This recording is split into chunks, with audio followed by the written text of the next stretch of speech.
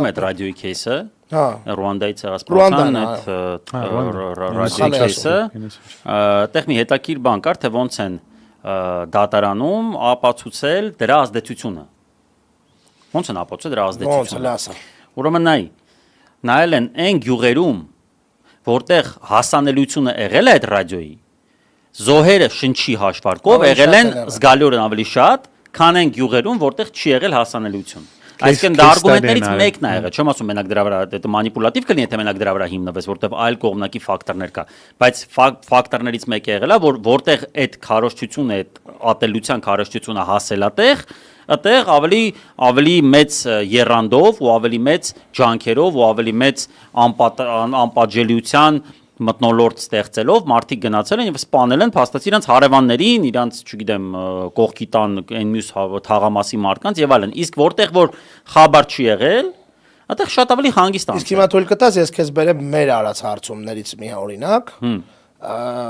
Դա 2021 թվականի փետրվար-մարտ ամիսներին էր, երբ որ նորմալ հարցում էր, էլի, այն հարցումներից չէր, որ հրապարակվում են, չհրապարակված հարցում էր,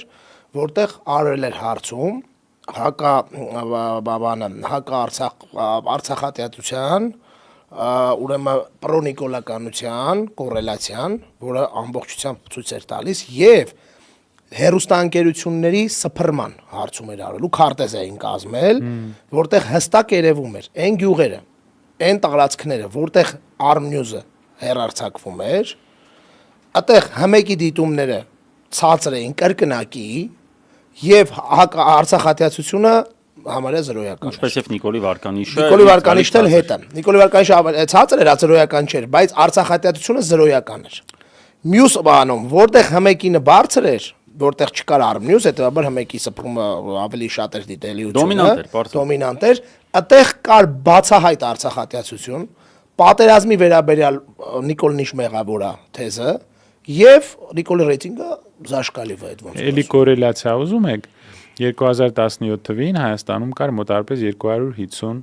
կամ 270 NGO հասարակական կազմակերպություն։ 2017 թվին հեղաշրջումից առաջ 4 անգամ աճեց մի տարում 4 անգամ եւ այս խմբի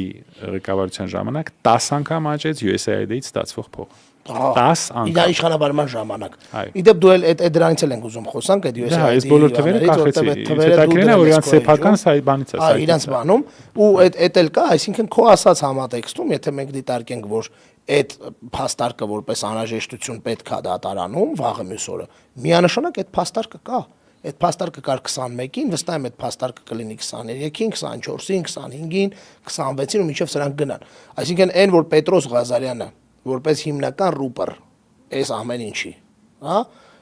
պատասխանատվության որևէ պետք է ենթարկվի, կանչվի, լավ չասենք ենթարկվի, կանչվի պատասխանատվության 100% փաստ է։ Ու Պետրոսը իր ասիրած Ռուանդայի ցեղասպանության քեյսի նման պետք է գնա ու պատասխան տաղբեր ոնց է եղել։ Ինչի՞ ես դու մայիսի 9-ին կոմոդ բերում ես սրան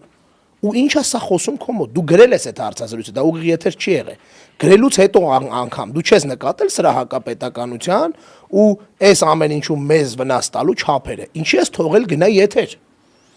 Խի ես թողել եթեր գնա արա։ Այսինքն այս ամեն ինչը պետք է քննարկվի ապագայում ու վստահաբար լինելու է դա։ Քանի որ տենակ ինչ տիպի պլանավորած են եղել սրանք այդ։ Հաստատ, չի ես չում էլ կասկածում։